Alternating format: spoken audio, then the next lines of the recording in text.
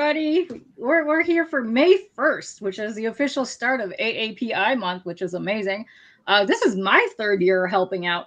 Nam and Otaku started this several years ago. How long have you been doing this, Nam? I think this is our 3rd year too. You just help out right from the beginning, I think. Oh, perfect. I've been here since day one. Amazing. That's awesome. So yeah, we have a whole bunch of interviews scheduled between myself, Nam, Otaku. There's a bunch of people joining us this year, which I'm very excited.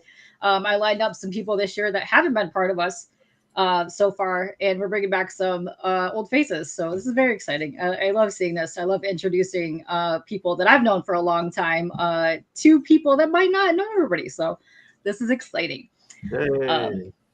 Yeah. So let's go around the ring and let's introduce everybody to ourselves. I don't know who I'm grabbing first. Oh, that's me. I'm K-pop. This is my channel. We're on a bunch of other channels right now, but I host interviews and do random late night hangouts and sometimes art streams. Woo. Let's go. All right. I'm going to grab somebody and then you're going to go up, introduce yourself. Boom. Oh, there's Alan. Hi, Alan. Hey everyone, I'm Alan. I'm a writer, screenwriter, indie comic book creator. I published my series Shen through my little imprint, Tortoise and Hare Comics. Last year was my first year as part of this monthly showcase. As part of the interviews, and then this year I'm returning to help out with the interviews. So I'm very excited for this month. Yay! Yeah, it's gonna be a lot of fun. We got some cool guests lined up, and I love seeing that you're joining to help us. That's amazing. I love that. And let's see, and boom, Nam, there you go. Listen, you're actually the reason we're all here. If it wasn't for you and Otaku, we wouldn't be here. So we started with the I actually started with the Rhino Degal. Is he right in the channel? Oh yeah, he's right there. There's Ryan. Oh, Brian. Yeah. And then Otaku came along and said, "Hey, let's make this big." And so that's this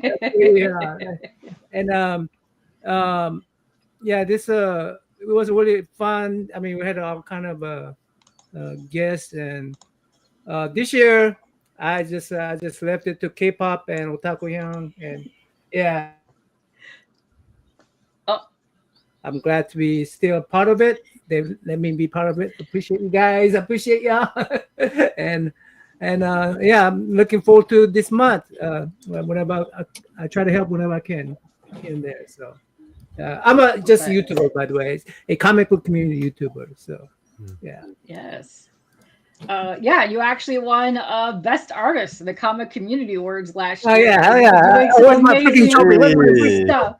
Yes, let's go, Dom. Listen, you've done so much amazing. You've improved so much in this last year alone. It's amazing. I love seeing you do your art streams. It's fantastic.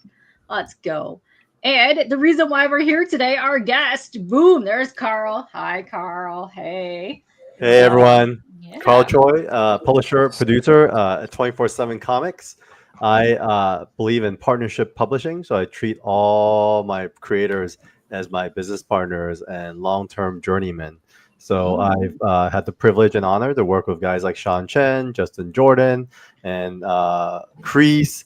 Most recently, we'll be launching a new book by Vince Sunico, Heroes Be Damned.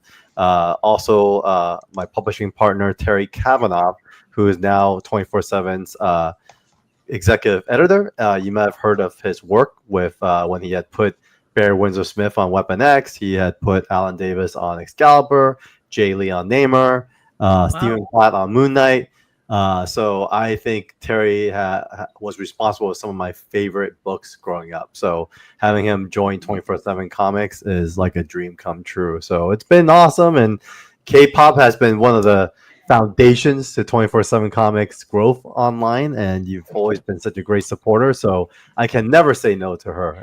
So beyond this, I am here, I am at your service, and I'll answer anything you guys ask. Shout out to my boy Southern Comic Geek in the chat. He's right there. Yes. He's an OG homie. I used to hang in their auctions a long time ago. The OG comic community. But yeah, we have a couple of people in chat. Let's say, hey, all the way from, I don't even know how long ago. This was 1:45 p.m. We have GT Key Comics, always the first person in my chat. And this right here is the link to your pre-launch right now with Heroes Be Damned. I believe I have Vince on June 6th. So look out for that interview. So I believe I scheduled that already. So yeah, I can't wait for that one. This looks good. This is all up my alley. I'm very much such a great guy. He's so humble, So such cool. a great artist. So have him draw on your chat because Have he's him draw. so fast. Perfect. Yeah, within an hour he'll have like a Yeah, fully he's rendered serious. piece. I can't believe it. He just blasts out art like no tomorrow. And Oh, it's insane. Yeah. What was that? Yesterday you guys were streaming, or the day before? I lost track of this week. Tuesday. One of these days. Tuesday. Yeah. I don't even know what is say Thursday. So one of these days, sometime this week, you guys were streaming.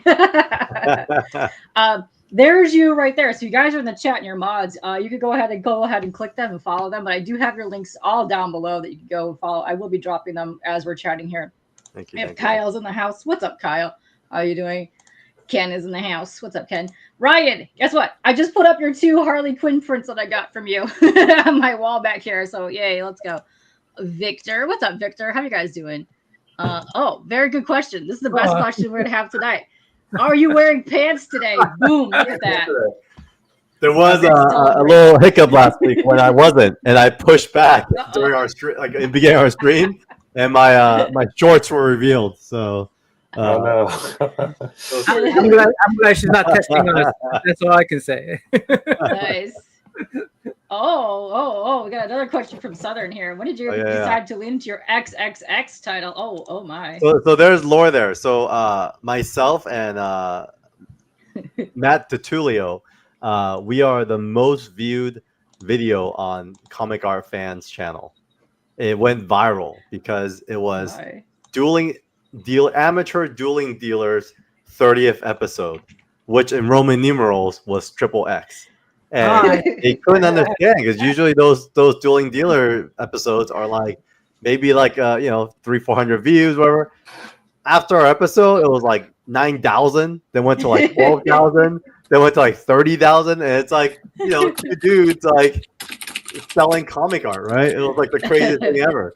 So it turns out amateur XXX caught a lot of viral momentum. So that's why my nickname is XXX Carl.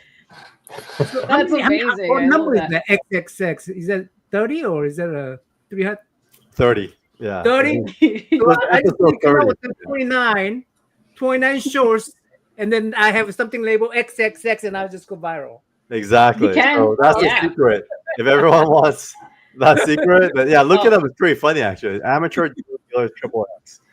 Oh, that's also why his name is a comic bookworm, but that's why he put A in front of his name so that he would be the first one that you search pop up on the search. All these search optimization strategies. Yes. You really need you put XXX and then the rest of your name, and then you have hit the jackpot on all of this. It's amazing. Oh, what's up, Kirby? How you doing? Hopefully everything is well in Japan over there. You guys are doing great. But yeah, no, this is very exciting. This is our first actual time we're actually getting to chat on a panel together, which yes, it's fun. Let's go. It's exciting. I know you've done all kinds of things in like your lifetime. You have a massive art collection. You're really into comics, and so how long ago did you start 247 Comics? When did that actually happen? I would say it's about 5 years ago officially, but I wouldn't think that we were like truly publishing till about 3 years ago. Only because when we first started, it was a means to help some of our creative friends and back their stories. It was actually Justin Jordan and Chen. They both had a story they wanted to tell, and truthfully, I think the system it was quite limited for them. It was either the big two or creator-owned books. And often with the big two, it's great. You get to draw amazing IP. You get to, get a certain page rate. But the truth of the matter is, it becomes more like a job because you're not really creating or telling the stories you want to tell. On the other end, there's the creator-owned concept where you take your own risks. You draw what you want to draw, but you draw it on your own time. And often, when you put it through that ecosystem, there's not a lot of payback to that. And so we put our heads together and we said, what would be an ideal deal for you guys? And we came up with partnership publishing where we financially back the project and they are covered and we take all the risk. but the creator team participates in the life of the IP. And so we keep that very transparent and open amongst our creators, and everyone has the same deal. And so we're kind of one big happy family. And so it's been a bit of a journey, and pretty excited as to kind of how much we've learned so far. It's a ongoing learning experience for sure. Oh, it's been exciting. I think I learned about you because I've known Sean and Bernard a long time from their Twitch streams. Oh. I've been hanging in there for a hot minute. That's how I know Creees. Like we go back like 8 some years. It's crazy. Like we had a whole Twitch family and everything going. So when Sean launched his campaign for Evermind, I had him on. I didn't even know you at the time, and that's kind of how I got into all the 247 stuff because I think I backed every single one of your campaigns. You did Evermind, which was fabulous. You did Zero Ghosts, which I actually have some art for because I won your contest for the Brian's art piece. I had Creees on for Bladesmyth. Listen, you've been doing some good stuff. Now you have Heroes Be Damned is coming out, but you guys run a really amazing campaign. I think you do such a stellar job, and the quality of the stuff that you get is really, really good stuff. I like that you do like 3 issues at a time for your campaigns. I think that's fun because you're getting a nice chunk of material to read and you don't have to wait so long between campaigns, but you're doing so many, like pretty much a year, which is actually amazing. Thank you. So, yeah. Every stream. Every stream. Doesn't sleep. I know. I hop into streams all the time. I try to support everybody whatever I can. I usually have like 5 tabs going and shouting, and just sometimes I'm lurking. You don't even know, but yeah, I like reaching out to see people. Oh, Southern wants to know, Nam, are you going to Heroes this year? No, man, I hate this question because I have to say no because I hate not going. No, why? Why are you missing out? I don't know if we'll be there. Terry Kavanagh and Vince Sunico will be there because that weekend is the close of the Heroes Be Damned campaign. I have a production starting June 2nd, so that's gonna be in the middle of it all. And so if I could get away that weekend, I might fly in Saturday morning or maybe like red eye Friday night and then leave Sunday, but I have to be back on Monday. So it'll be a little tight schedule for me if I do make it out. Yeah. It was my goal to do that this year. Yeah, but not this year. It's gonna be next year for sure. Alan, do you ever get out to some of the East Coast stuff? Because I know you're over in the Vegas area. Well, I was living in New York before, so like at that time, it was very easy for me to go to New York Comic Con. But since I've moved out to the West Coast, I haven't gone to like the East Coast cons as much. But I'm trying to ramp up my attendance at these, so I would like to go more in the future. Yeah, I would love to see that. Now that you have, before you had the like the prologue issue out, now you have actual Shen 2 issue coming out. So that would be cool when you can get that finally. Get you going to some cons. Let's go. Yeah, Carl Choi, you go to these Heroes Con. You set up booth for everybody in your public that you're publishing for. It's different every time, so it depends on who goes there. This last time, Heroes Con was Justin Jordan, and I think it was our inker.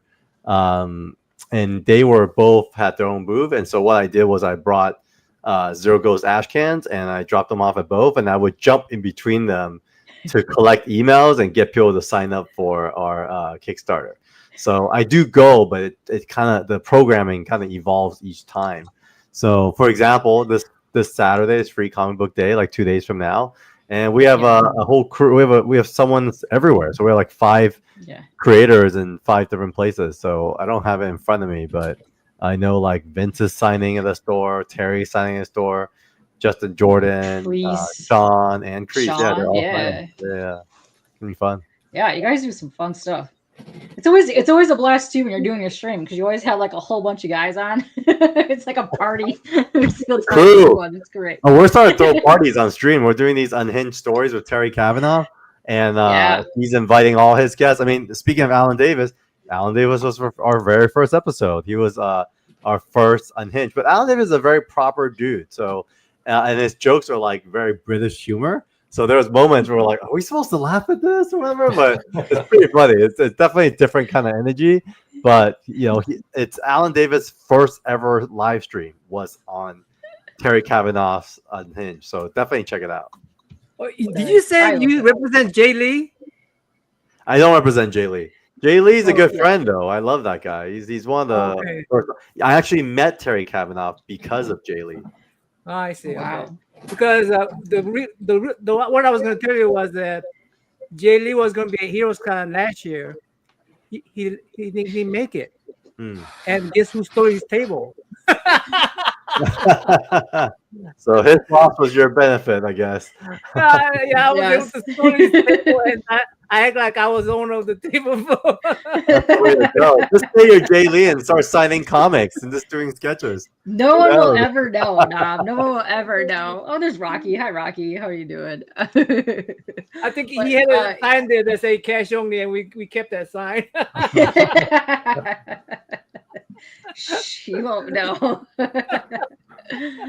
No, it's fantastic. But yeah, you guys are doing some amazing stuff. I love that the teams that you guys have kind of put together. Have people like kind of like reached out to you to like kind of be part of like this publishing kind of house that you have together? Because it's all like it seems like a nice like partnership that you got going on. Yeah, you guys seen what 4 teams now? So we have 10 original IPs, and our philosophy is we want everyone to get a head start. So I say 2-3 years ago because that's when we started coming out into the market, but we actually started making comics 5 years ago. In fact, why I call it like a continuous learning activity is because there was books that we literally had to restart all over again with a whole new team because we didn't know what the heck we're doing and we didn't understand how to manage creators. And so now we are always talking to new teams, we're always talking new ideas. I'm super excited to announce our next slate because I think it's really gonna get people excited, and our goal is just to always have something for everybody. So you're gonna see a lot of counter programming from Bladesmyth to Vince's Heroes Be Damned. We are coming back to Evermind in September. And so that's going to be pretty exciting. Mannix, he's done covers for us. We've been exploring different ideas, Marcus, but we haven't narrowed down exactly what we want to do with Mannix yet. But he is on docket. He's like one of my favorite artists out there. He has one of the best attitude and captures the brightest energies on his pages. So I definitely want to do something with Mannix for sure. Hang on 1 second. We have another host backstage. We got Christy. Hi, Christy. How are you doing? Hey, One second. Hi. How are you? Hey, Christy. It's been a hot minute. Doing good. Just working on a lot of things. Just crashed really hard after doing them. Yeah, it's like one of those things like, you think you're sleeping enough and you're doing enough and you're resting enough. And then you end up all of a sudden one day you just sleep all day. And you're like, well, okay. But yeah, I've been working on a couple of things, like 2 new books this year, waiting on some art back from it, but 90% done. Nice. I'm coming out with the Demon Bitch Omnibus, the most mediocre collection ever. And the other one, yeah, right. It's just like, I just think of these things at the flop of a hat. And then I have Dumbass Express. So that's kind of an interesting thing. Yeah, it kind of does like a sort of a Tama-esque Tama-esque tribute, but it's like the 6th graphic novel, and so I want to get that in the Kickstarter this year. That's another one. It's called Stupid Things. So that's one of the new things I've been working on. Love it. It's always fun seeing your cartoons when they pop up on like the little panels. I always get so excited because it's just like refreshing, dumb stuff. I love it. Well, I mean, it's like everybody goes through it on some level. That's the thing. Like, it's just essentially my books are just about stupid asshole people and stupid asshole situations. Definitely a very, very distinct brand. I know. I was gonna ask, like, where do you get the inspiration from? I get the inspiration from just like life in general. I mean, obviously every cartoonist does life experiences. That's what we do as comic artists or creators. And, it's just essentially the thing is that ironically, it's almost like life in hell, even though I didn't pattern it that way. I was a big fan of the comic, and I heard stupid asshole people. I also like when people say asshole like that, like asshole. What it was is that, so I used to be a fan of this comic called Life in Hell. Now, if people don't know what that is, that was a precursor to The Simpsons. Guess who wrote The Simpsons and drew it? Yeah. So I would actually grow up on these cartoons. And of course, then I didn't know all of it until now. Now I look back, I'm like, oh, but Matt Groening drew and wrote those cartoons when he moved to LA. Ironically, I didn't think I would follow in those footsteps or intend to. So when I did is that I basically just did Demon Bitch when I moved to LA because I'm from Northern California, which is very different. And it's about a low-level demon from the 13th pit of hell where people throw their dog shit in gum wrappers. And she wants to bring the second coming of Armageddon, but the first one never happened because she's an idiot. So she's based on girls I hate. But it's just like shit that I've dealt with in my life. So, you know. That's and cool. it's like and stuff that I've seen other people go through. And I don't really hold back like when it comes to drug use or promiscuous sex or hard drugs, because she represents a lot of people in LA that you meet initially that do that stuff. Yeah. I know it's always fun stuff. I got the last 2 books that you did. Very fun. I've had such a fun time just meeting you over the last, I don't even know how it's been, like a year and a half, maybe 2 years, something like that. Yeah, it's been so much fun just seeing your art. It literally brightens my day. You also do YouTube as well, and I will link everybody's YouTube that I know that has one, plus their Instagrams down below when we're done with this as well. So everybody go find everybody. But yeah, I'm very much love when people get together for these and we get to introduce people to somebody else that they don't know, and I love that. But yeah, friends. Yay! Woo! That's what it's all about. Making dumb friends and having dumb adventures. Hey, can I say it's been so cool. Recently, we just surpassed 300 subscribers. I never thought we would even get there because it's such a slow growth. I want to get to 1,000 subscribers. Yes, let's go. 300 subscribers on what platform? On YouTube, actually. Oh, nice. 24/7 Comics HQ. Alan's like, he got more. I just dropped it in the chat. Little beginner, little amateur. We're We're trying really hard, guys. Yeah. You guys do some amazing content. Oh, what's up, Jeffrey? How you doing? We love it. We have so much fun with our content. Oh, you do. Yeah. A lot of times I'd be lurking in there. It's great. I love the interview that you did. I forgot the name, but you were going over your PowerPoint presentation about everything of your history. And I love how you were in that finding the next Bruce Lee. Oh my God, that was so embarrassing. That was amazing. What are you talking about? That was the best. That was so much fun. That was on Ruben. Yeah, so Ruben the collector, he was a former art dealer, art collector who now fully kind of like have a show going on every Sunday. And he interviews people, he does unpacking, he talks about art, and he goes for like 3 or 4 hours at a time every Sunday.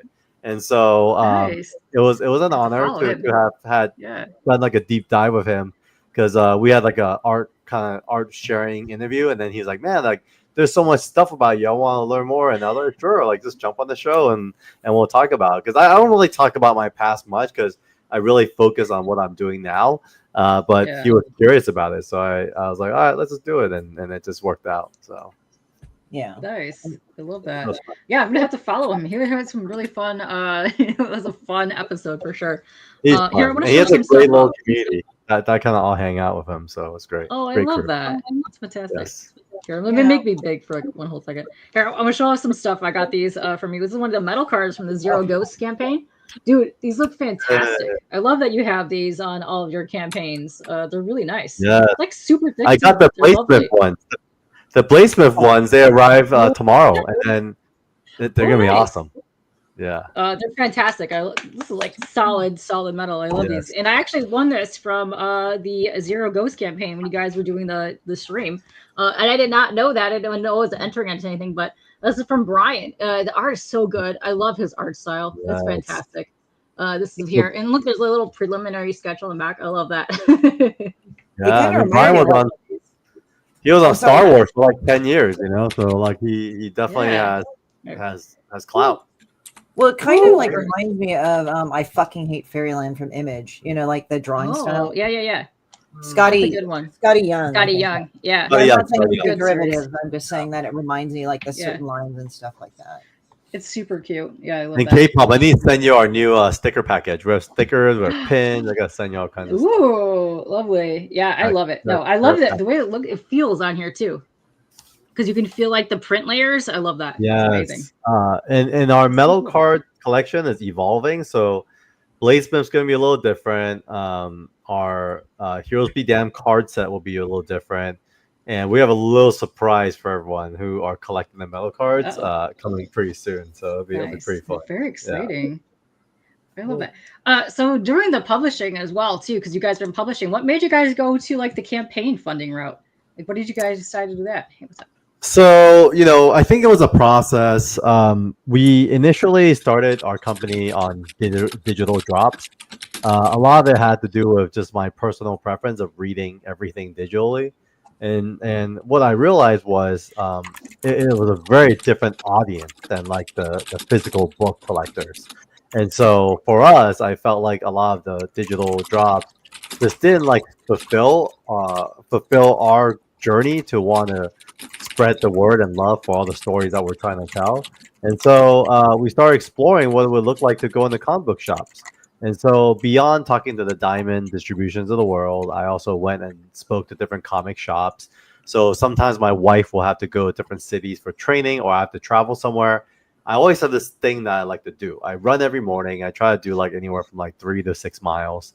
And when I go to a city, I would look at the parameters of my hotel and see where all the comic shops are. And what I'll do is I'll spend a Saturday or whatever free day I have, and I'll run from one shop to the other. So I'll hit like every single shop in my 5-mile radius. And so that gets me sometimes like a nice, 10 to 15 miles of running in. And in talking to stores, one of the biggest kind of feedback that I walked away with was that a lot of independent comics get onto the shelves, but they don't sell. And so it basically doesn't encourage them to order number 2, number 3, or whatever. And so what I realized was, okay, we need to figure out the best way to build a base. And in talking to a lot of folks who, you guys could probably relate, is, Kickstarter seems to be that route. And so that's kind of why we began with Kickstarter. So it's less of a fundraising effort for us. It's more of a marketing effort to really get folks connected with our books. Because at the end of the day, until you get the physical books in your hand, it's really hard to explain the level of quality that we put into our printing, our coloring, and our process. And so, our goal is to have at least 6 campaigns out. We are already in dialogue to put books in the stores, but we're also targeting stores. So we're going to have 5 stores that's carrying our books, that's having free comic book day. And then we're going to probably expand to 10, we'll expand to 15.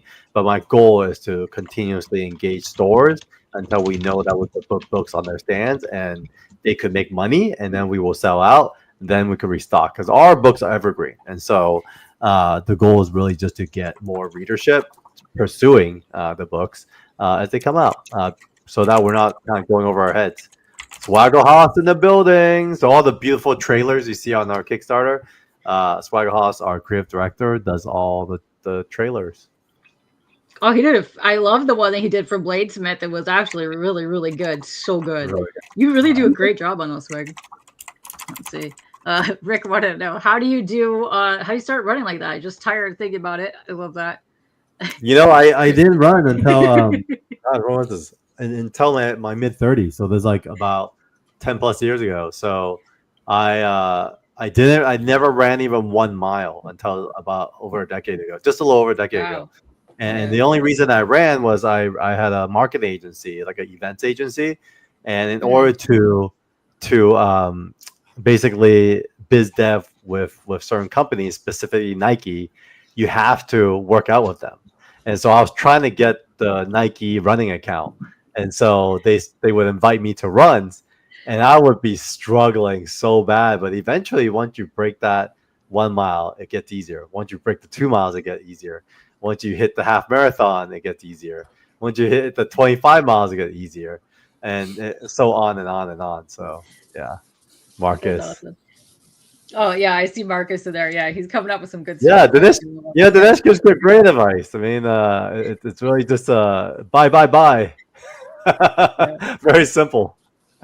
Yeah, no, to Rick, I never thought in a million years I'd do running at all whatsoever. Like, I think like 39 is when I started doing, went out walking, then I started running. Now I'm doing like 5 and 10Ks, which I want to start getting back to, which is fun. But yeah, it was a great time.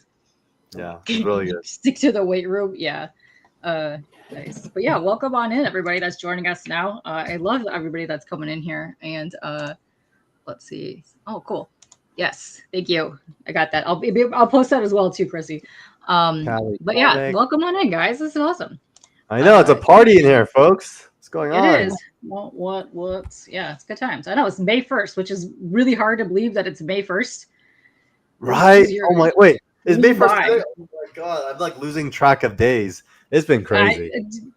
Yeah, this whole week went by too fast. This whole year, yeah, it's May. That's insane. But no, I love seeing everybody in here, and it's just warms my heart when people come to meet whoever we have on here, and I love that. So. And in 4 more days, we get to drink beer and eat Mexican food a lot. Oh yeah, Cinco de Mayo. That's right. Yeah. Yeah. I don't know how it is in other states, but in California, it's like, yeah, it's another reason that we get drunk as shit, whatever. So, where in California are you guys? I think K-pop's you're in Michigan still, right? If I got that right. Yeah. Yes. NAMMAN is like on the East Coast, but he kind of traverses 2 states, so because he like travels all over. I think it's like Washington and Jersey. I think you can correct me, NAMMAN. Not anymore. I'm sort of stuck now, because of what happened to me. But yeah. Oh yeah. I would say like for me, Washington D.C. to Washington State. Washington. Oh, okay. Sorry, you froze for a minute. And Alan, I forgot like where you're at. I know you're not in Cali, right? You're somewhere. Yeah, I'm in Las Vegas at the moment, but I was living in California until like late last year. Oh, okay. Yeah. Like for me, I live in LA, but I'm from Northern California, so I think it's not that much of a stretch. Although the cultures are very different. Bay Area is definitely different than SoCal, and then different parts of SoCal, you have everything else. Yeah. So it was definitely an interesting thing. I will say this, when you leave LA, you don't realize how tied in you are. Like even if you go up to Northern California after living in LA, you're still tied in to LA.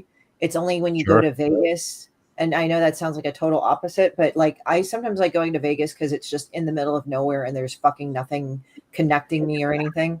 So it's just all of a sudden it's like quiet, and I'm like, wow, I do not feel connected to the Borg collective anymore. But when you come back, you have to port back in. So it's like LA, and I think California, especially if you're NorCal or SoCal, you're constantly plugged in because it's like that's where the internet started really booming. I was there when we had BBS boards in Silicon Valley.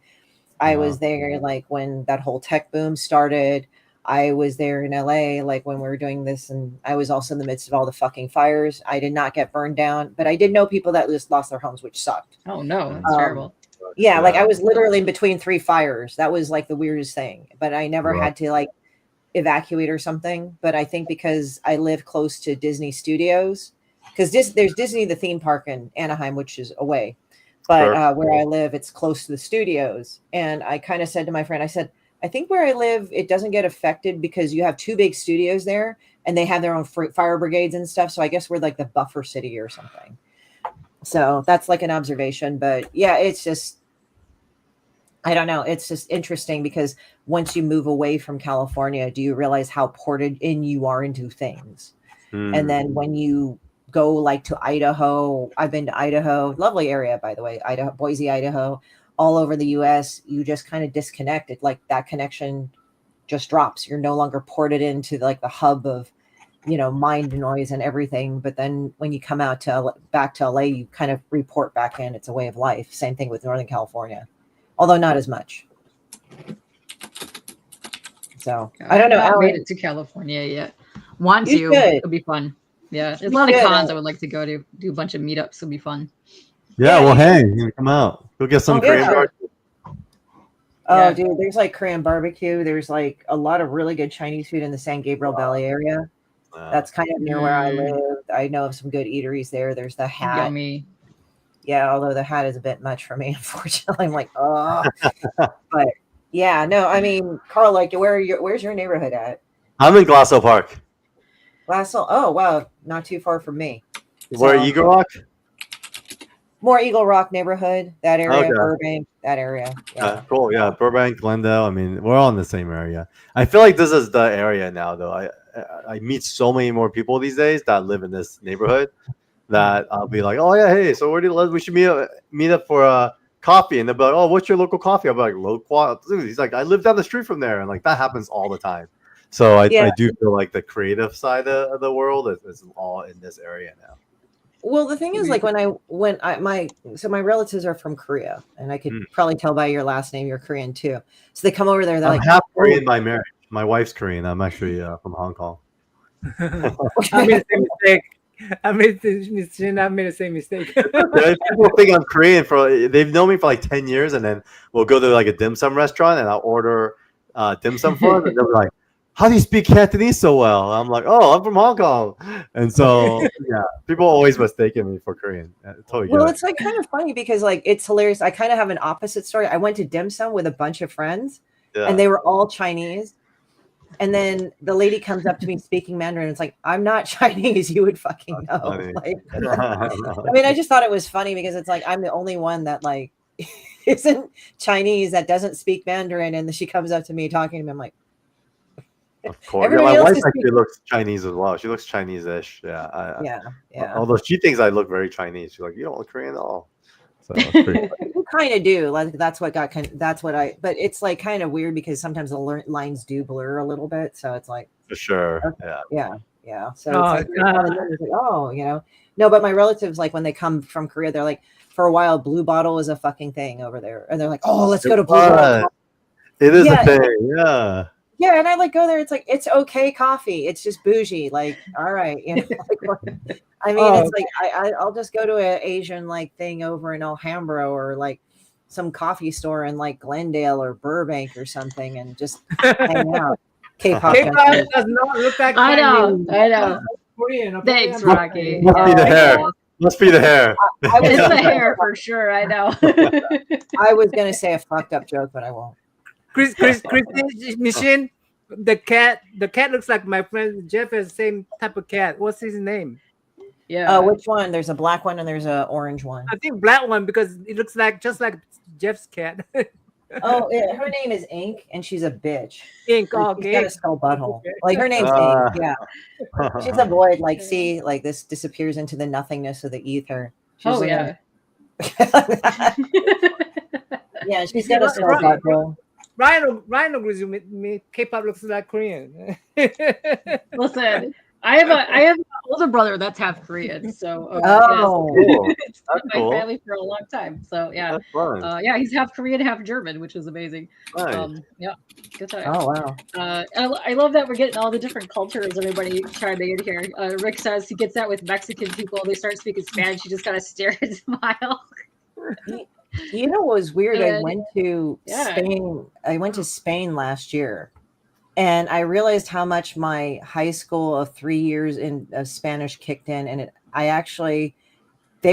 was weird because I was in another country and they said, "You speak Spanish so well." I'm like, wow, this is kind of like getting you speak English really well here, even though I was born and raised here. It's just funny.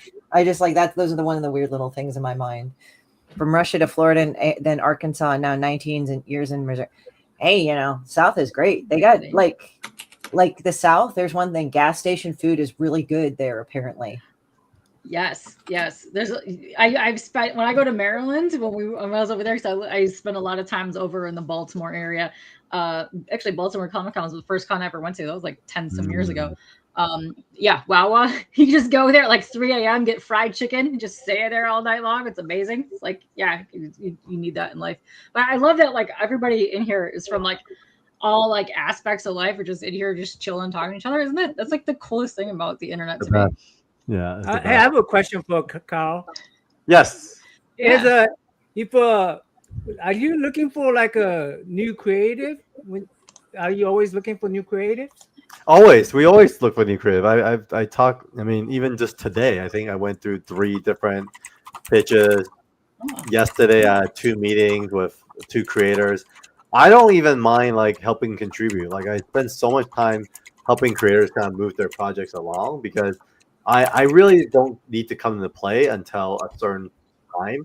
And so often, and you know, you guys may know this already. A lot of times, I feel like creators pitch a little too early, and I feel like often, you know, it's better that you get your project to a certain place before you actually start collaborating with a publisher because one, you'll get a better deal, and it's a fairer deal because you've already put in the work. Two is you'll have a better understanding of what your strengths and weaknesses are and what you need and how someone can complement you. And then three, it just gives better context into where you're trying to go, because often when we create a project, there's different motivators, right? There's folks that just wants to put their story out there, and that's fine, and just put it out, and it is what it is. There's folks that want to build a foundation for a comic book career. There are folks that wants to create comics because they see their story being adapted globally to be a franchise of sorts, right? So each of those kind of motivators have different triggers, and so I often spend a lot of time with different creators, helping them figure that part out, and then second, help shepherd them to a place where if it makes sense for us to work together, yeah, sure, of course I would love to work together. But if it doesn't, or maybe if it fits somewhere else that I know within my publisher network, I make a lot of referrals as well.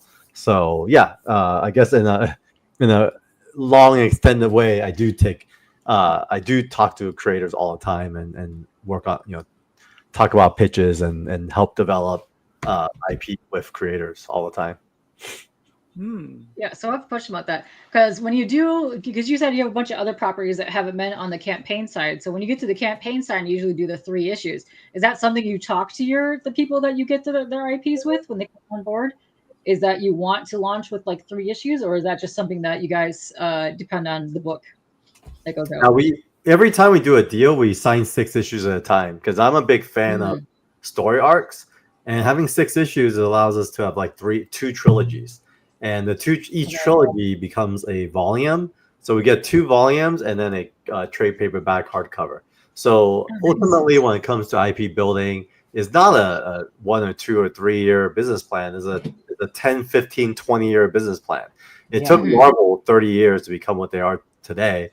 What makes anyone think they could do it faster, right? I do feel like with the internet, it will increase the speed.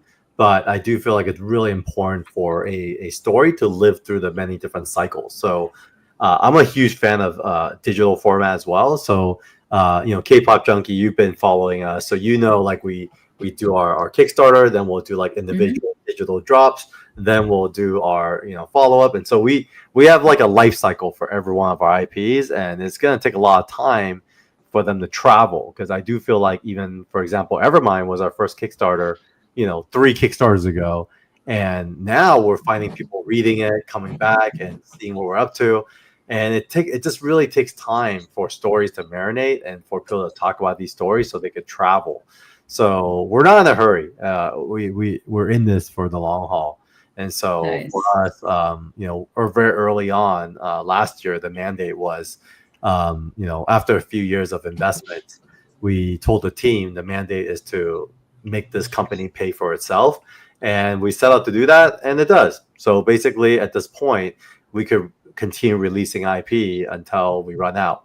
So we have about 40 finished issues in our pipeline, and so you guys have only seen or going to be seeing 12 of them after Heroes Be Damned. So we're continuously signing new talent and new projects. But my whole thing is making sure the creator teams have space to work. Because if you're on like a crazy schedule and you're trying to pay bills with your creativity, sometimes it's really hard to do your best work. And so we really make sure everyone's paid well, everyone is given enough time, and at the same time, enough support when we're launching the projects. Yeah, because is Evermind that virtual world? Is that the virtual universe where there's gorillas and that's the one we had Chen on with. Oh yeah, that's with Chen, Evermind. Yeah, Chen, Evermind. That's with Daniel Wu, and then we had Zero Ghosts with Justin Jordan and Brian Ching. And then how's that going, by the way? How's that going? Is that completion or? We finished all 3 campaigns already, and then now we're working on the 4th campaign, which is Heroes Be Damned. I really like the idea of bundling the issues together for Kickstarter, because I see, some creators they kickstart every issue individually, and I think if that works for them, it's great. But I definitely felt if you do a campaign for every issue individually, when you do crowdfunding, like you kind of have to like go all in to some extent for each campaign. You you have to like drive people to the campaign and the issue, right? And I think it can kind of be taxing on both, you know, the creators and the audiences if they're being stretched thin to that extent. So I mean, I'm very new to like, you know, the world of indie comics and crowdfunding and all that, but I kind of felt similarly that like if possible, I would rather like group my issues together a little bit and then like release them in chunks rather than doing them one by one. Yeah, it's a lot of time and effort, so that's why for us we rather have like a full story arc come out. Also, it's just, you know, you only have so much resource and so much time, and to us it makes sense because like if we do a campaign every quarter and we do 3 books, it gives people time to read those 3 books or once a month, let's say, and then before we release our next project. And so far so good. I think the reception has been good, and we always tweak a little bit, something different every Kickstarter, just to experiment, try different things. And so, for example, this campaign, you know, we're going to be doing a lot more grassroots type of efforts, like comic shop appearances, Comic-Con appearances, and the comic shops has been great partners in supporting what we're doing. What other conventions are you planning to go to so far besides HeroesCon? So the ones that I feel like for indie creators that works best is HeroesCon, Baltimore, and the OAX. And OAX is really only if you do traditional art, because that audience is one of the most potent audiences you could ever find, because art collectors are just like crazy about comics and art. So if you look at some of the biggest like creator campaigns that's happened on like Zoop or like Kickstarter, a lot of that is because they had like original art tiers. And when you have the original art tiers, you could charge a lot for those tiers. And amongst my collector friends, you know, everyone just loves to dive into it. Marcus, OAX is Original Art Expo, and put on by comicartfans.com. And Cadra, and ultimately it's a very intimate really intimate audience, and I feel like it's like summer camp with me and my friends. So where is that at? Where is that at? What state? In Florida. That's in Florida. Yeah. I think Southern goes to that because he's a huge original art collector. Yeah. We actually have a question. Yeah. We have a question for Rocky, but first of all, I'm gonna say, Rocky, if you ever want to join us on panel, like be a co-host or even come on and talk about on here about your work and stuff, please join us. Go ahead. But he wants to know, because he says he spies a Bruce Timm Joker maybe on your wall, and he wants to know if you could talk about the art behind you. That's Bruce Timm's Joker there. Yeah, I can talk about the art a little bit. So that's Bruce Timm's Joker. I've always loved Bruce Timm. It's funny, I actually had another Batman one, and I got rid of it because I always loved Joker more. I'm really into like villains. The villains, yeah. So I have a whole sketchbook of Jokers as well. Nice. And that's like a really great way for folks who are looking to get into original art to collect, because you actually build relationships with artists when you kind of have a character in mind and then you invite them to draw in it. Let me see if I can find my book. So I have this Joker book that I got all these like sketches from, and it was super fun because I basically was able to get some of my favorite artists involved, and I do like a little prompt.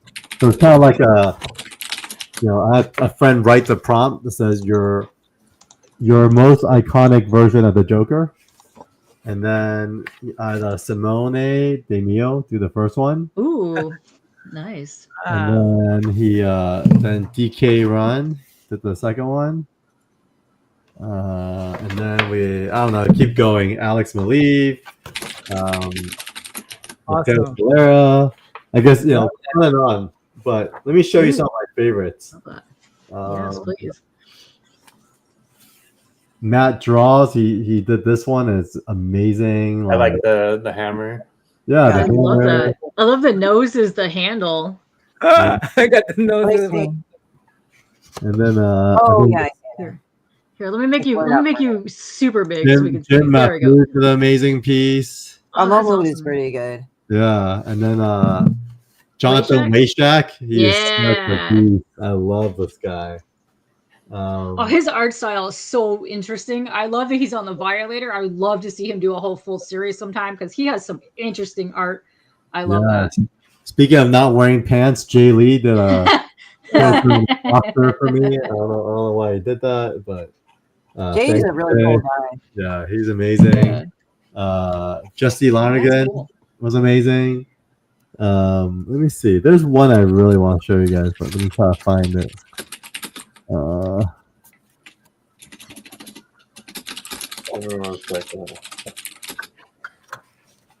This one was a surprise because it was actually a C2E2, and a buddy of mine pointed him out and saying, "Hey, you need to visit his booth and just say hi." And then I went to say hi, and then I told him about the sketchbook, and then he said, "All right, I would love to do it. It's not my favorite character." And this guy named Jeremy Bastian. Oh, I know. I love Jeremy. Yeah. He's usually he's here. He's usually local around here. He'll be at my shop for Yes. Oh my god. Yeah. So, I love Jeremy. So we got Finch. Vince Sunico. There's Vince Sunico who's doing Heroes Be Damned. Yeah. So he went all out on this one. All right. I think I'll show that. Stephen Platt. I'll close out Stephen Platt. Nice. Oh yeah, I love the dark. I love when people get really gritty and dark. I love that. So there's I forgot his name, but the guy from Ice Cream Man. I guess I've seen his work. Oh yeah, I can't remember his name either, but yes. Anyways, that's kind of like my little Joker art collection. But Bruce Timm gets on the wall. He's a special. Oh, for sure. So that's that. I have a few Mannix kind of recreation. Mannix like to do kind of these cover recreations. So Unity Zero is one of my favorite comics from the Valiant universe. Barry Windsor Smith is one of my favorite artists of all time. So this is like a recreation of Conan #1. This is actually his painting, Barry Windsor Smith, for his poster. And then back here is Azrael #1, Sword of Azrael, Mannix after Joe Quesada. So there's a painting by the Hildebrands. That's the Darkness #11 cover. So that's a little bit of a wall tour. So, are you an artist or a writer yourself, Carl? I'm not. It's funny. I tried. I think when I was younger, I thought I was gonna start drawing more, but I think I'm more attracted to the stories, and so I like how it all comes together. So I think I'm more of a guy that can envision something and envision what everyone can bring to it and how it could come together. So I love packaging. I think that's kind of like my skill set. Okay, so you're not gonna try acting anymore. No, I'm good. I'm good with the acting thing. That was a total extra thing. That was last minute trying to be goodwill and help out the set. There were shorts on the heads, and so I would jump in, and I forever. I don't regret it, but you can always act like a Korean. I mean, pretty funny. Yeah, let's see. I like this by Ryan. He says his cousin told me that let's see. She went to school with Bruce Timm and used to draw her pictures. Nice. That's amazing. And then I love down here. Rocky says he'd be so stressed out to screw up if that was the last art. If you were the last artist on that book, I know, right? That's so much pressure. You have all those good artists in there, and like, I can't do this. I don't know. This is too much. Yeah. There's a couple artists that came later that was pretty stressed out. I would say that, and then I don't know if they did their best work, but I don't think you have to. I think just have fun with it. That's my advice to all artists. It's like, dude, like. You live once. Just put your best foot forward, and everything else will come together. Exactly. Oh man! That's her lot. Oh, that's too bad. Oh man! Yeah. So much original art gets into the trash. Art dealer, there's these 3 brothers that are art dealers, and I was just having dinner with them one time. They were telling me how, like, back in the day, when no one cared about original comic art, they used to drive to the back of the Marvel and DC offices, and because Marvel and DC had so much inventory, they would throw them in the dumpsters, And so they God. would go dumpster diving for original art. And so they would literally pull their truck up, jump in the dumpster, That's and they would like take amazing. all the art home. And so they literally have like warehouses of art. That's It's crazy. amazing. That would have been the best. That would have been the best dumpster haul ever. I would have loved that. It would have been Well, fantastic. back just to see then, no what's in one wanted them, right? Like they were just extra paper, and they were just like Yeah. production stuff, Well, you know. And so, well, and also like back in the day, comic art wasn't regarded as art form that it was now. Back then, it was just like this pulpy piece of shit you threw in the garbage. And even though they were really good artists and really good art things and styles and everything, and Lichtenstein kind of popularized it in a way into fine art and some of the inroads, as well as Warhol popularizing like made art or ready-made art. It's sort of like this is a fairly new concept in the past 30, 40 years of it actually being a collector's thing, I think, from what I understand in my observation of it. That's when people really, like people were into Kirby and collecting him and stuff before that, but it's like it really started hitting it in the 90s, I noticed. And it's interesting because for some reason I was thinking about when you were talking about Rob Liefeld, like how everybody's really stuck on his 90s style. And I'm not, this is no knock on Liefeld. I'm just saying because I'm an artist and I kind of recognize it and see it in other artists, it's like his drawing is actually improved because, you know, if you're continuously doing it, you're always changing, you're always improving. That's just what art is. If you're doing something and you keep doing it. But it's like funny how everybody's like, I mean, now it's like they're actually more focused on his more recently drawn stuff. Sure. But for a long time, they were focusing on stuff from the 90s and everything. And even though people bag on it for whatever reason, it's like, it's noticeable. It's there. You know, it's a thing. You remember it. And, but, you know, it was like, I've even seen him on a social media post, like the high school versions of like the quote unquote shitty art that he did before he became a professional. And I mean, imagine what that is now. And it's like drawings on napkins and stuff. So I just think it's interesting how, you know, an artist's like body of work, people can really hyper focus on one period of their lives and not look at the present mode. And like, so some of the criticisms I've seen of Rob Liefeld's work in itself, they're focusing on the 90s shit. And I'm like, he's gone past that, man. Like you can still see it's that, but I mean, it's gone. I'm just using that as a thing, like with, but it's like, I think from what I've seen on social media, they focus on that aspect of Rob's life rather than just what he's been doing continuously, because he's always been drawing, which is different from Jim Lee. Like Jim Lee, yeah, he's known for his 90s stuff, but they've always focused on his drawing. And I think what kind of helps him is that he has a draw stream on Twitch, which he does fairly. I don't know the frequency, so you'll have to look it up. But he does it with a certain level of persistent frequency that you'll actually see it evolve. But it's like, it's kind of subtle to me, but that's only because you've been seeing it all these years of him continuously doing that. Yeah. So there's that. Let's see. Yeah, all those guys work really hard. I mean, Rob, Jim, like they're forces of nature. I mean, like now that I've been working in publishing and I come across Jim more, come across Rob, like these guys are like truly passionate about what they do and they go all in. Like meaning like Jim's at every conference, he's at the cons, he stops and he's constantly drawing. And Rob, he's like recording podcasts, he's out speaking, he's selling online. I mean, they don't stop, man. Like there's a reason why they're successful. They work freaking hard. And like with Rob, like I think he's like the dominant voice in comics right now. I think he's through the kind of Deadpool franchise, he's been able to congregate that audience to start paying attention to comics again. I mean, he's doing really well with the Youngblood sales. And it's not because he sits back and like Youngblood just sells on its own.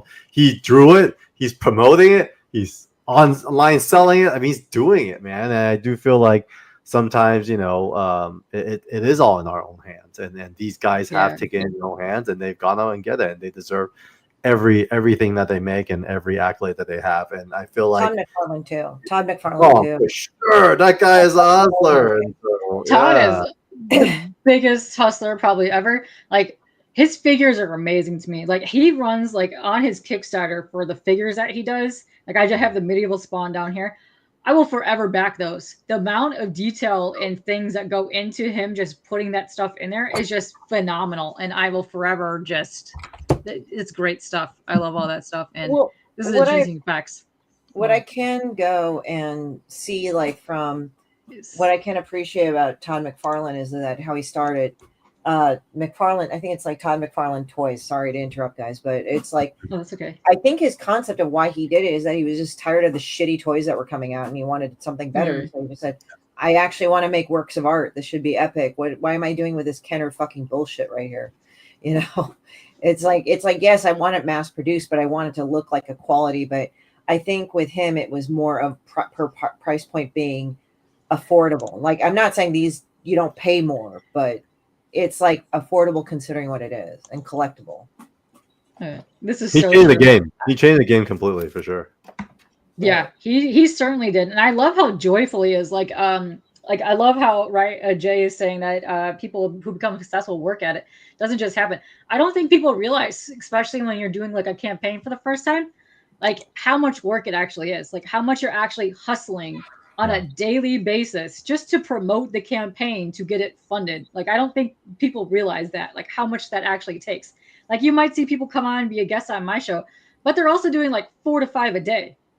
They're doing like a ton the entire time that the campaign is running. These guys, by the time they're out and done with this, are extremely exhausted. They just want to chill and take a break, but they can't. It's just a constant hustle. Yeah. Yeah, it's kind of funny because it's like, where was it? Marcus Y, he was talking about he didn't have a big selling of comics after the 90s. He could improve all he wants, but not as many. Now he's starting to get a resurgence. The thing is, he always had a certain level of popularity. I think there was the image surge, right? Because it was like a new thing, new comic, blah, blah, blah, you know, different characters, all this other shit. Whatever you want to pump the extreme into that shit at the time. And yes, that was a fucking word in the 90s, extreme fucking everything with a big X. Let's go face it. But the thing is that it's getting a resurgence now with Rob's stuff. And I think why Rob is successful, and I'm going to be very blunt, it's like he never shuts the fuck up. Like literally the guy is constantly going on about his stuff and about things. And whether or not people shout him down or give him shit or tell him to shut the fuck up or something, I got to hand it to him. Like he's just talking as like a professional. That's it. Yeah. And that's his opinion. And that's it. I mean, whether or not he's always right and whether or not, I mean, I can see why people don't like him. I can see why people do like him, but you have to say that he constantly goes at it. It's like Todd McFarlane. He made some mistakes too that were not small, but he's constantly going at it. That's the point of success, is that, yeah, you fuck up a few times, but the thing is that do you stop or keep going? And you have to just keep persisting. Like, you know, he fucked up in some of the IPs that he did in terms of some of the characters that were very expensive, but then, you know, you just kept selling and just growing his stuff. Yeah, it's just like, yeah, the guy never shuts the fuck up. And like, that's the point about it. And whether or not you like that or not is a thing, but it works for him. That's a skill set in itself. Like to be able to speak that long and like consistently, that's a gift. That's a gift. What would you choose if you had to choose, Carl? If you had to choose, you want a very talented person or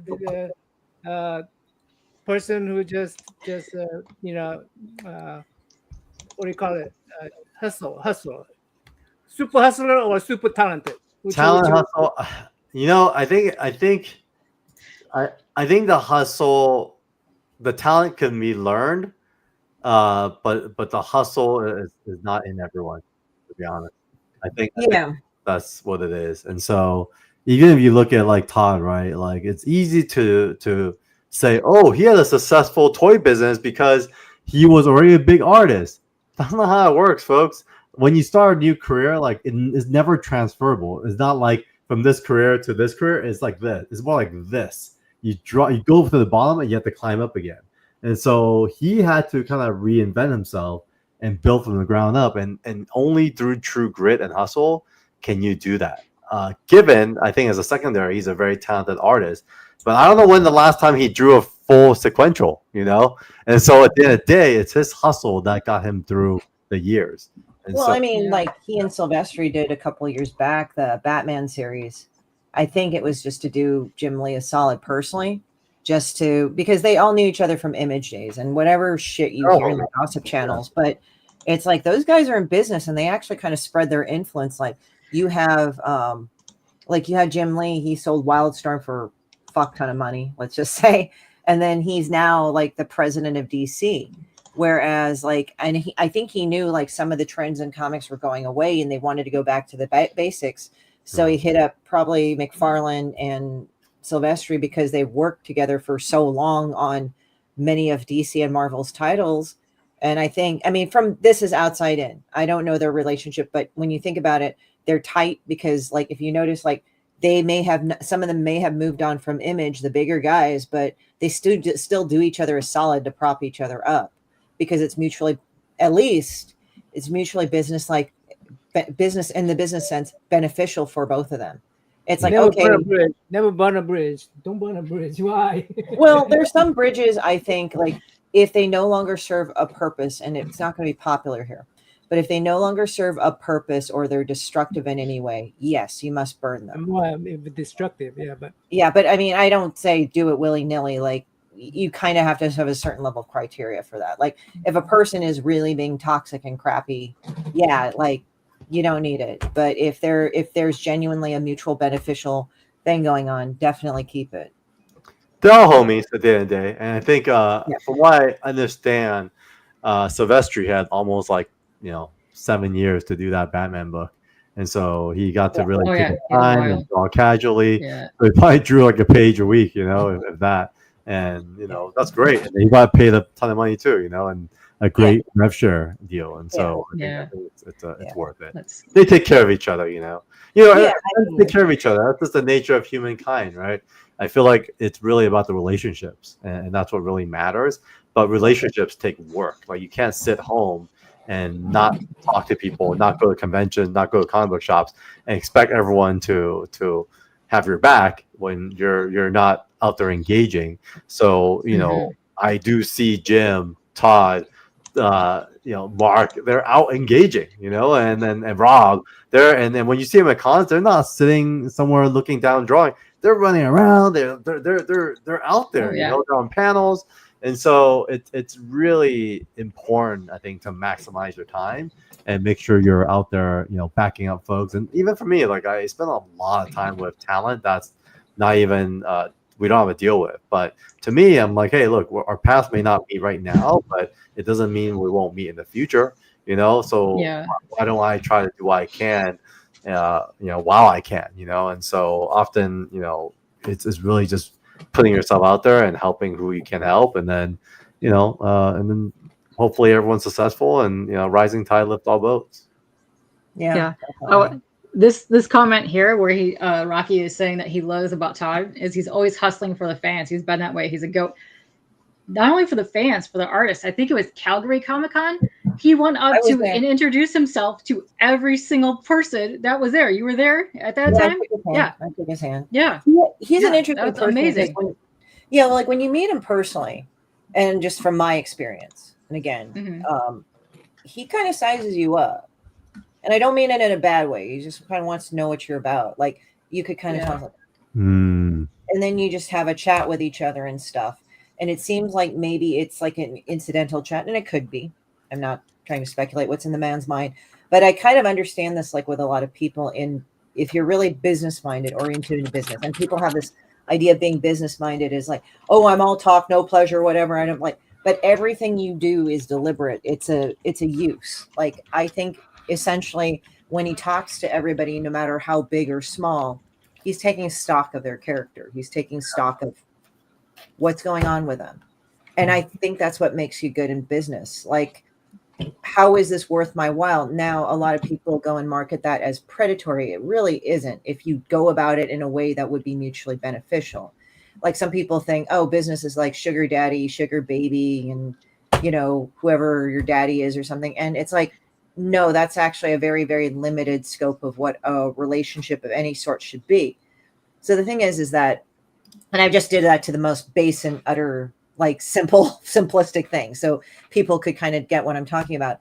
But in a business or any sort of relationship, you put your cards on the table, say, okay, what can we do for each other? Like, but that's also emotionally, physically, or mentally on that. And you have to look at that in business, not like you screw your business partners, not like that. No, but it's just like when I did the Kickstarter panels, and since I've done like 7 so far, I think off the top of my head.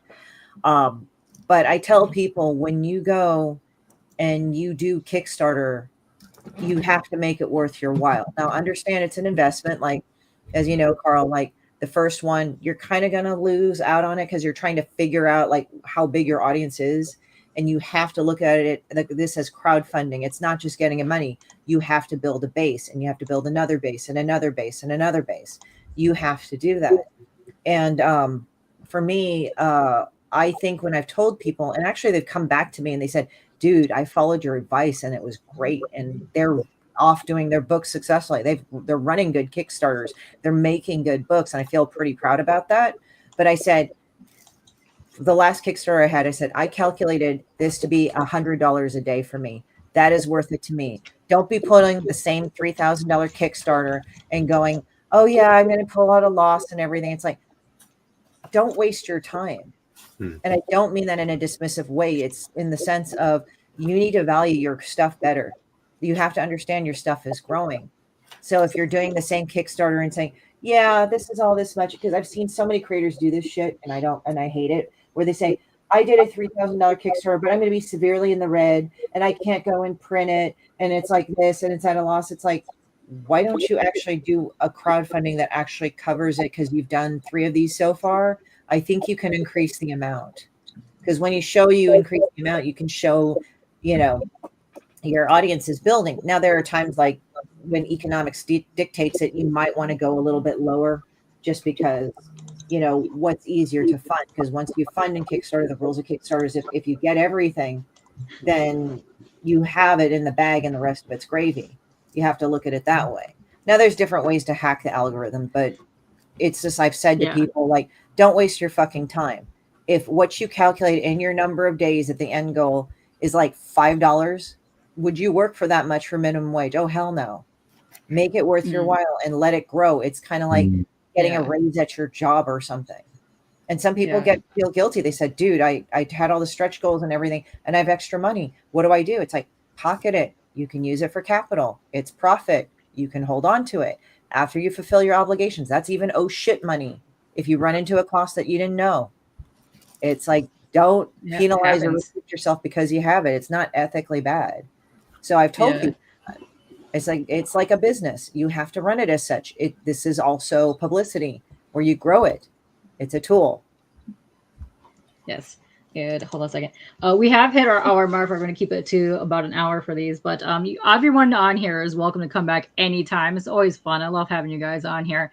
And Lorena is saying she loves cat cameos. Black and orange cats are the best. Black and an orange cat. Yes. My mom called him the old white man. He's my little ramen noodle fuck. And he is an orange cat.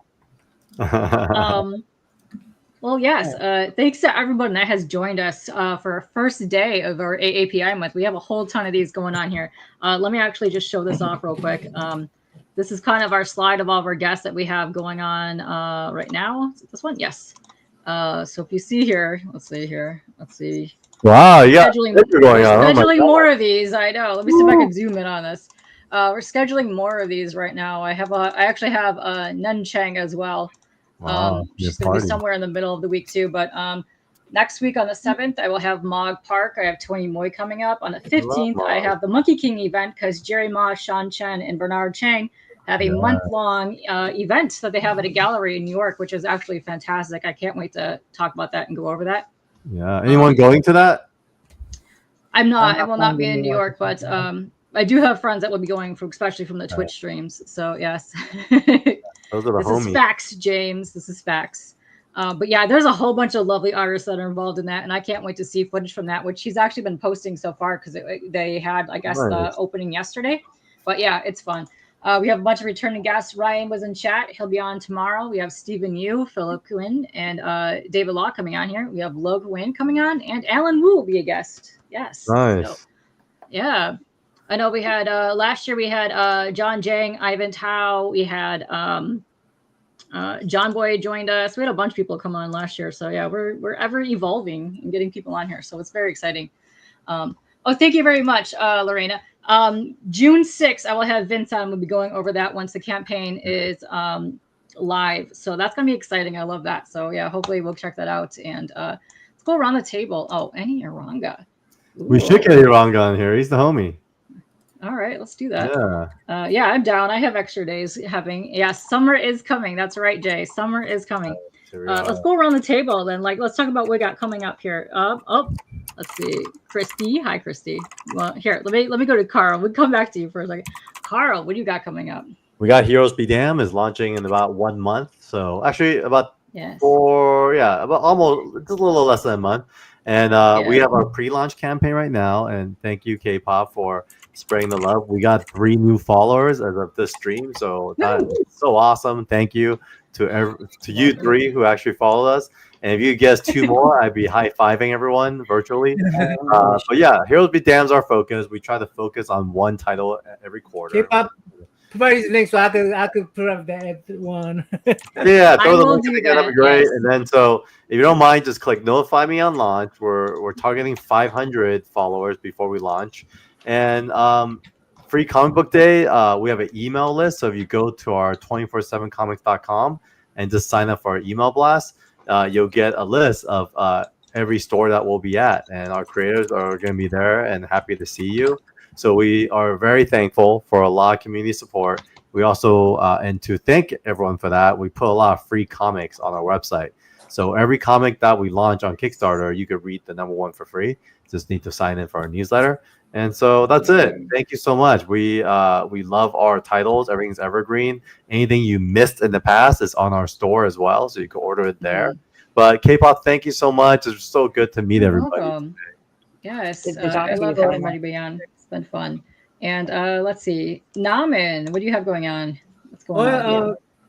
Carl, thank you for joining us, and thanks K-pop for hosting, and thanks Alan and CHRISTIE for co-hosting.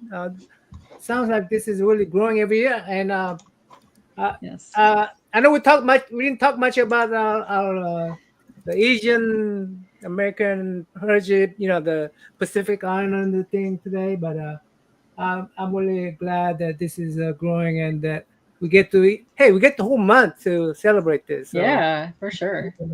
So we're gonna take it. We're gonna take it. Let's go. We should spend some time talking about the whole Asian American month thing. Well, if you want to come back, we can do that. Yeah, because we normally do.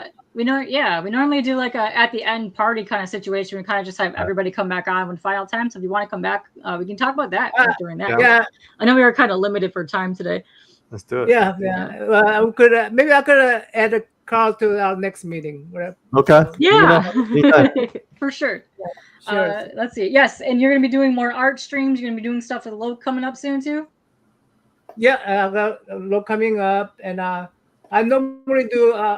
Sometimes I do art streams like guess what I'm drawing kind of things, And I give them ducks. I don't know if you guys know what the duck is, but I give them ducks, and so yeah, about it.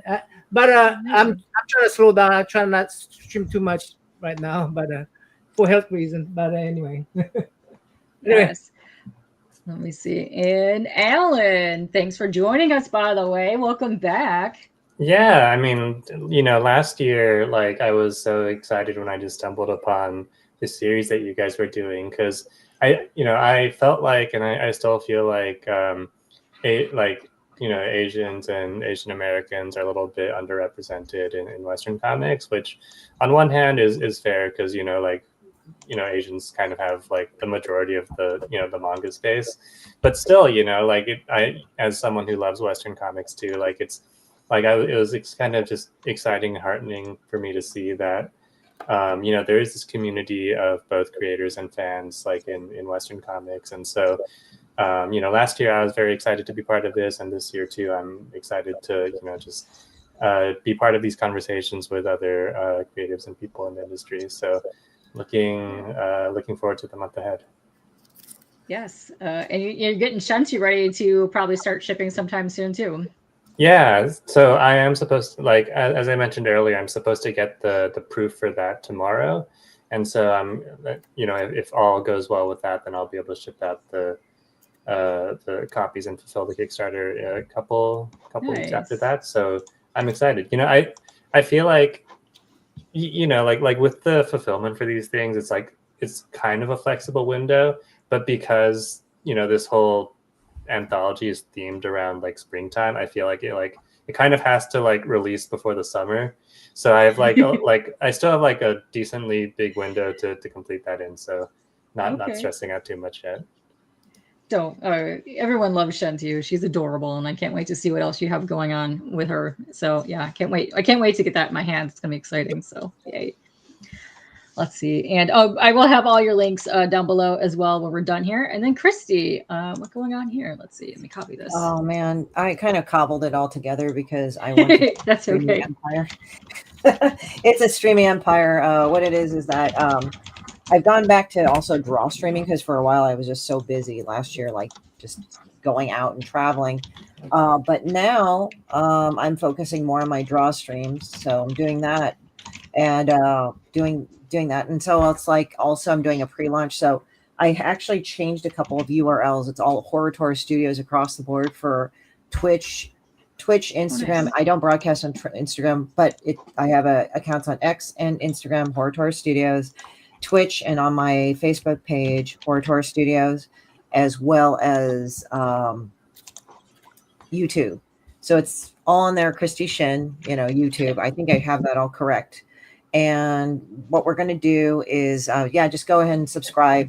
Hopefully you'll get notifications. We're still working out the kinks, but I'll be drawing. Usually it's an hour, lunch hour, Wednesdays, Pacific Standard Time. And also I'm currently working on stupid things. So the contents may change. As I said, it took a moment because, the tariffs and stuff were kind of all over the place. So I had to manage that. So I think we're looking to launch in about July, August, hopefully. But you can sign up, and once that's activated, you can get that going. I was just figuring out what I could do for my new items since we had the tariffs, but I think that looks like it's to close that whole war, and we're actually like stabilizing out now. So perfect. Nice. Like I said, I will drop everybody else's links, especially their YouTube links. So I really hope more people get more subs. Go show up to everyone's YouTube channels. Let's go. I love it when people hop in panels. I'm like, oh my gosh, I know you dudes. I love seeing that. But thanks to everyone for joining us tonight. It's been a lovely first day. Come back tomorrow on Otaku's channel when we have Ryan Odagawa back on here, which is lovely. And hopefully everybody has a lovely free comic book day Saturday. And we're going to get on. Thanks, everybody. Bye, guys. Yay. Thanks for the show. Oh, you're welcome. Bye, guys. Thank you.